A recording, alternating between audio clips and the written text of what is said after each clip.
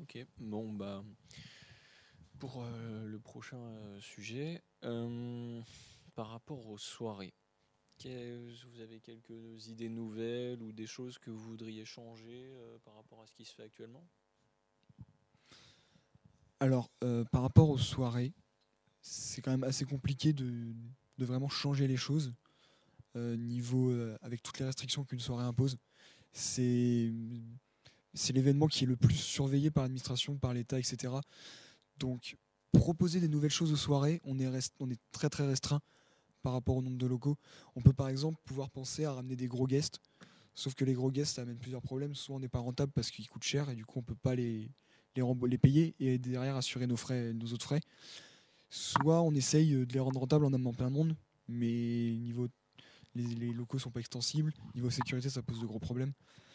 Donc, je pense que continuer à dynamiser les soirées comme a fait Macao, en essayant d'amener des prestations du club à 2 airs, comme, comme ça a été très bien fait depuis les dernières soirées, depuis la Welcome.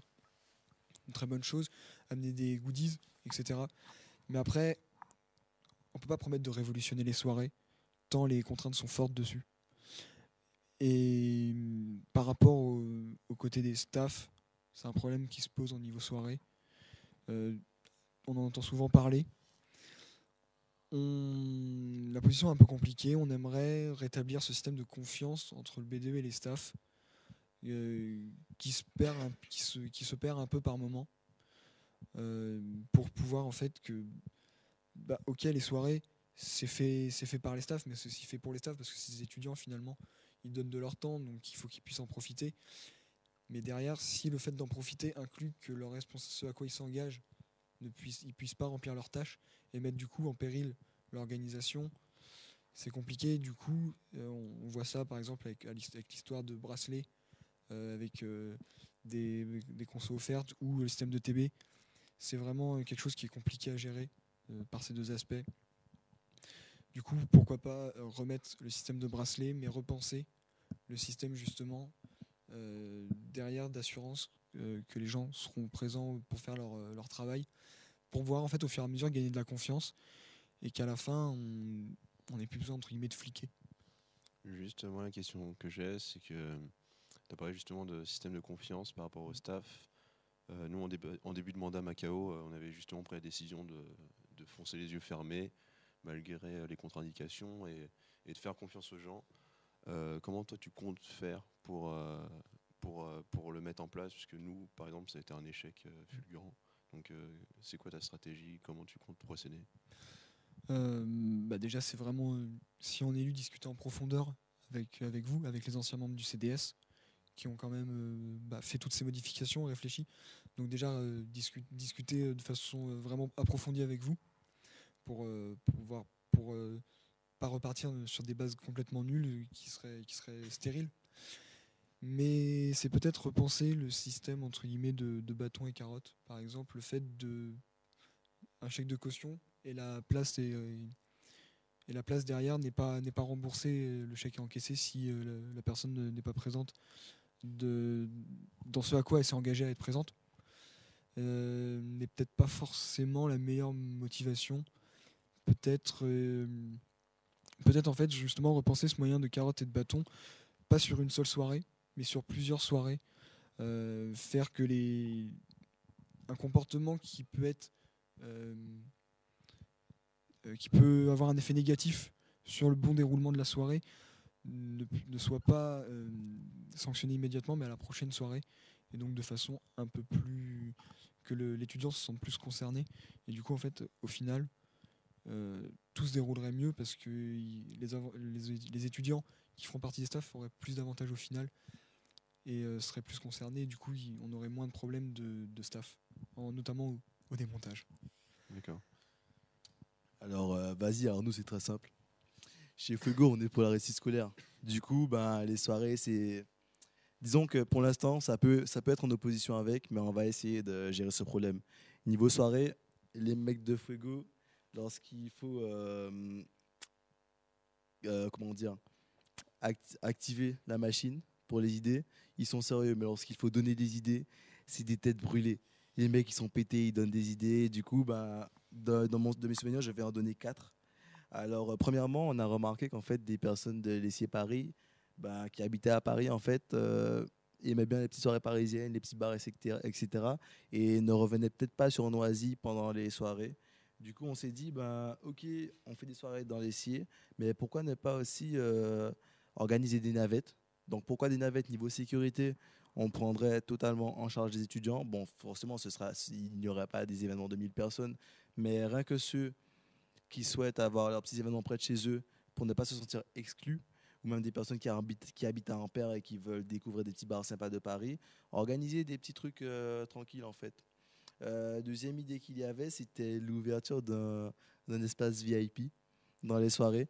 Alors bon, on ne pourra pas faire venir des stars genre Orelsan et tout parce que ben, ça nous coûterait. Ben, à l'inverse, on pourrait peut-être faire des places plus chères mais avec des choses plus attractives, genre comme dans les boîtes de nuit avec des filles, des filles ou des mecs qui apportent dans des seaux de glaçons, des boissons, etc.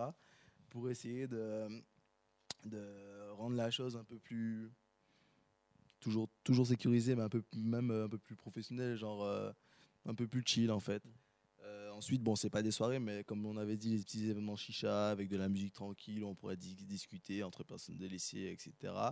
Et le dernier point, c'était totalement ça. Alors donc, pour valoriser la cotisation, parce qu'en fait, moi, je sais que j'ai cotisé pour le BDE, mais par principe, mais certaines personnes peuvent se dire pourquoi je cotiserais, je suis pas sûr d'aller à toutes leurs soirées, etc.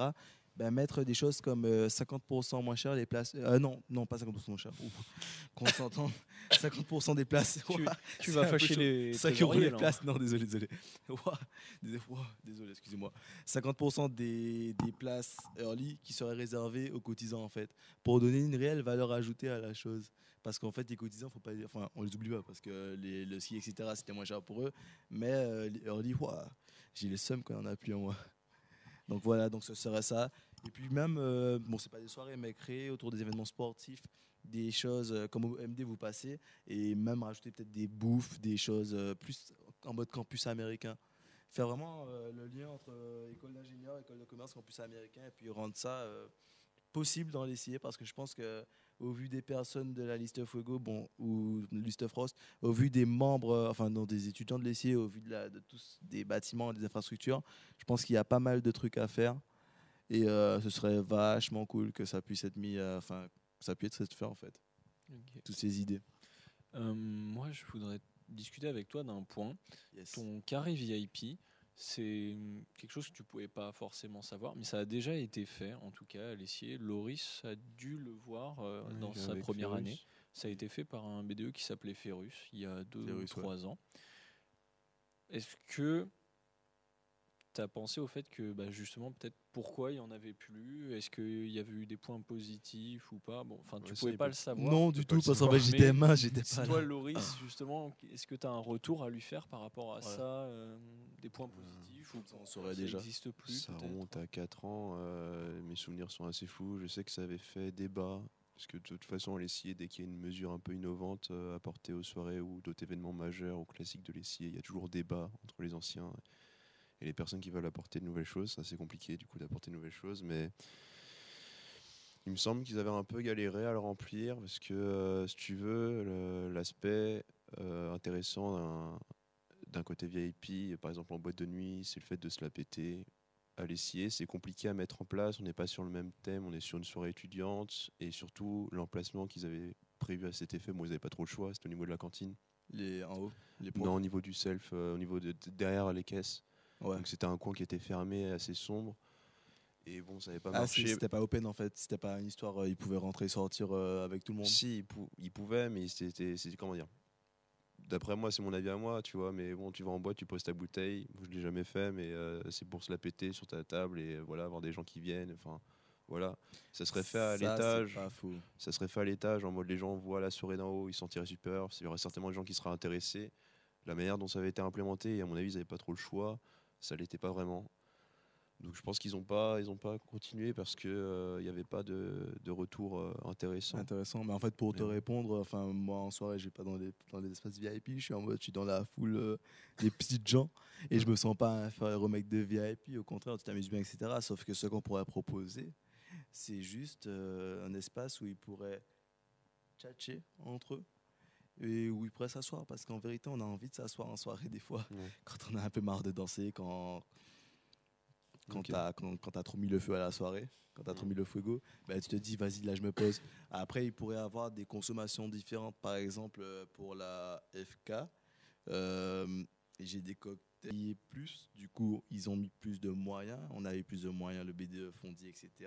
Ils ont amélioré clairement la les capacités qu'on avait à créer la soirée, à créer l'événement, ben pourquoi pas leur offrir plus d'alcool et justement un petit endroit pour où se poser. Et même, bon, limite ne pas limiter ça qu'au VIP parce que tout le monde a envie de se poser. Du coup, réfléchir même à un espace, pas VIP, mais un espace tranquille dans la soirée, assez chill, dans une soirée pas forcément chill. Genre la FK qui va être ouf, surtout en grande salle, baril. Merde, ce sera déjà passé quand on va passer la vidéo. Putain. Bref, des trucs comme ça, tu vois. Enfin, réfléchir à un aménagement physique de la soirée, en fait. Par contre, niveau DJ et tout, je trouve que c'est vachement bien fait. T'as la petite salle, t'as la grande salle, t'as la street, t'en as pour tous les goûts. Mais niveau aménagement, en fait, on pourrait réfléchir. Après, je dis pas que ce sera forcément possible. Non. On est encore au stade d'idée. De toute façon, je t'incite moi à essayer, ça vaut toujours le coup. De toute façon, Ça vaut le tu coup. perds rien. Moi, j'ai juste une remarque et une question. Yes. La remarque, c'est par rapport au coin pour s'asseoir. Moi, je suis d'accord, ça peut être une bonne idée. Il y a des fois, il y a des personnes qui peuvent en avoir marre de toujours être debout à danser. Le seul problème, c'est que j'ai peur que ça fasse un effet de masse. Plusieurs personnes s'assoient, les autres s'assoient, l'ambiance redescend un peu.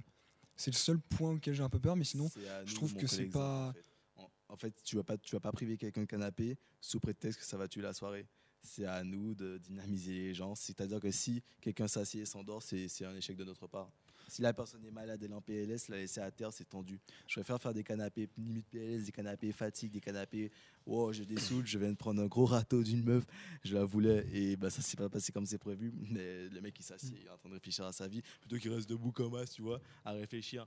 Donc du coup, comme tu dis, il y a le risque, comme les soirées posées chez soi où tout le monde commence à s'endormir, il y a le risque de ça. Du coup, ben, tu as des membres du pôle event, du pôle vie étudiante qui sont là pour exciter les gens, pour mettre l'ambiance. Et puis, ce serait clairement surveillé par un tsar qui dirait toi, tu as l'air un peu trop bien, laisse la place à quelqu'un qui est fatigué, etc. Tu vois. Mais c'est vrai que il faut mieux pas ne pas avoir un agglutinement de Ouais. personnes dans les canapés. Parce qu'après, faut pas sous-estimer l'effet de groupe en soirée, l'effet de masse en soirée. C'est clair. Il Là, je te est- suis à 100%. il est décuplé. Ouais. Faut pas Bah, ceux l'oublier. qui veulent être posés, bah, ils vont sur les canapés payants, les VIP, et ils ont leur alcool et leur bouteille et ils se la pètent. Et ceux qui veulent se reposer tranquillement, ils vont sur les canapés gratuits.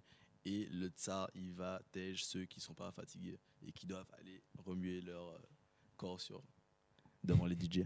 Après, je pense que enfin, parlant par rapport à mon expérience, les gens qui sont fatigués et tout, ils se trouvent le moyen de se poser. Je peux Ils dire rentrent chez qu'ils eux se posent. Non, il y en a, ils s'assoient vraiment n'importe bord de où, la mec, cantine. dans la rue, au niveau de la Justement, enfin, petite salle. vaut mieux leur donner un truc Sur le remous de plage. Justement, par rapport Au à, moins réfléchir à ça, tu vois. Enfin, les prendre en compte. tu vas avoir un problème, tu dis par exemple, parlant des tsars, ça coûte de l'argent, en avoir en plus, c'est compliqué.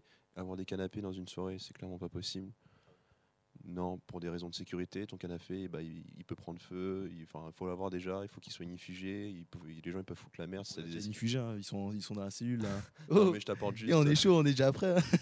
je t'apporte juste des éléments de réflexion pour te dire Non, oui, que, non, c'est clairement voilà. des trucs à prendre. De toute façon, Monsieur Delaunay, il saura très bien.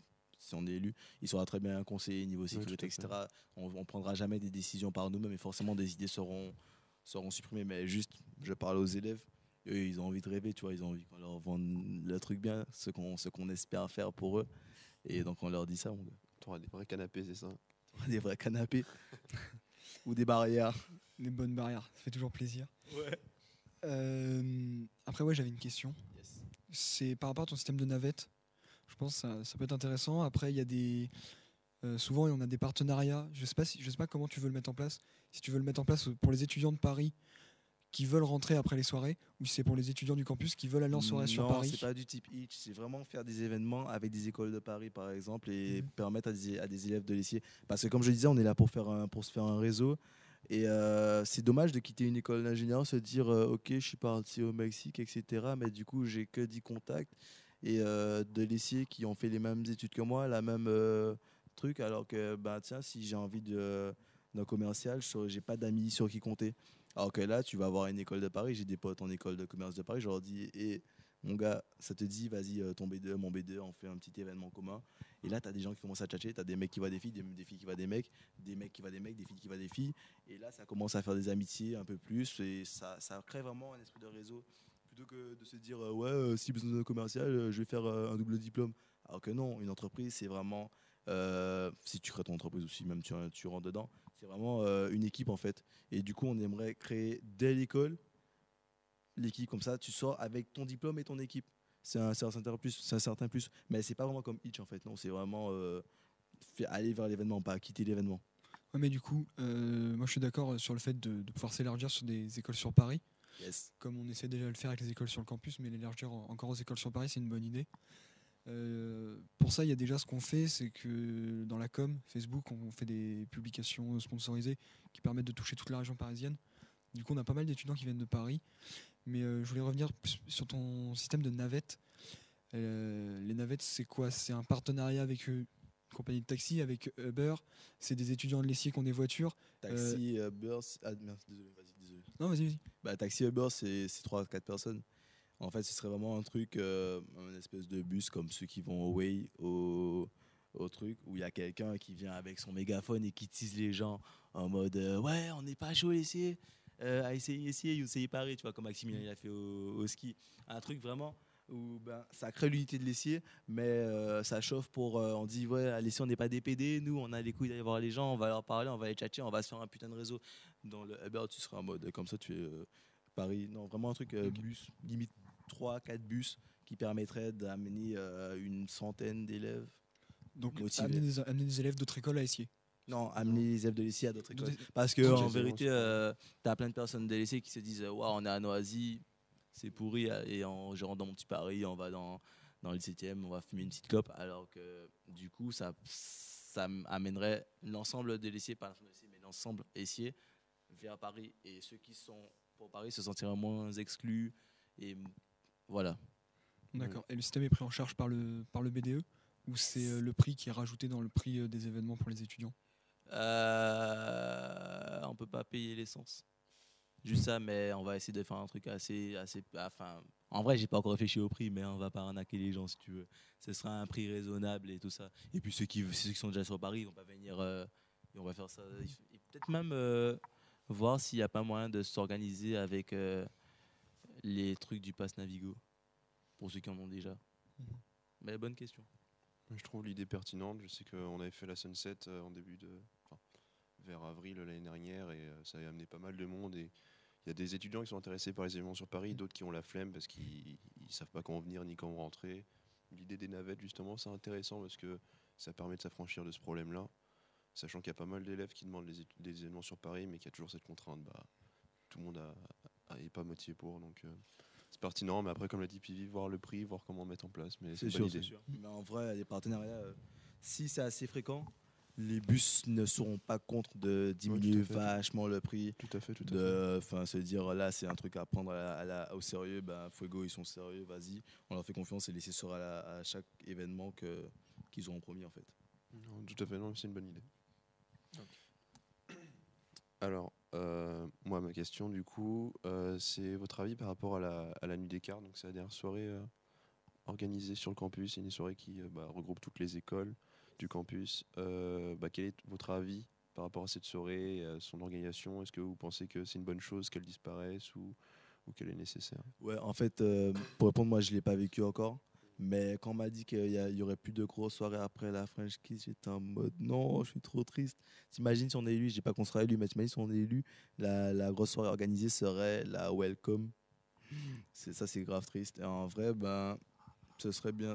C'est une grave bonne idée de faire une soirée avec tout le campus. Parce que les personnes des ponts, euh, qui viennent d'un concours très difficile, on ne les voit pas trop. J'ai vu qu'ils avaient essayé de faire leur com chez nous, nous on fait la com chez eux. Mais en vérité, une soirée ensemble, ça apporterait forcément beaucoup plus de monde des deux côtés. L'UPEM, les petits apéros, c'est vraiment tranquille, mais du coup, tu n'as pas forcément tous les élèves de lycée qui viennent. C'est dommage qu'elle n'ait pas lieu. Après, je sais pas comment elle était, je sais vraiment pas. Enfin, toi, tu sais, tu sauras dire.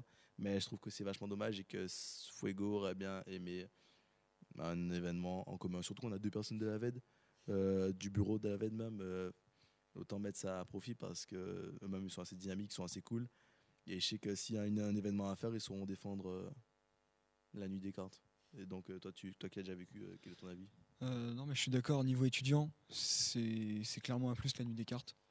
Il n'y a pas à discuter. Une grosse soirée de plus, ça fait toujours plaisir. C'est toujours un bon moyen. En plus, c'est avant les vacances, avant que les gens un peu avant que les gens partent. C'est un peu la dernière soirée de l'année. Donc, non, c'est bien.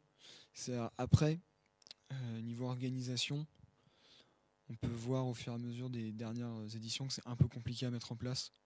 Ça pose pas mal de problèmes par rapport justement au fait que il y a pas mal de problèmes qui sont liés justement au fait que ce soit plusieurs écoles qui organisent.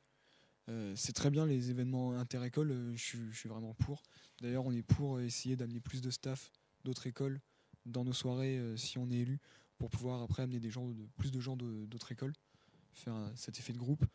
Parce que c'est bien de travailler avec les autres écoles, ça crée des liens, comme dit Boris, même d'un point de vue personnel, ça peut créer un réseau avec d'autres écoles.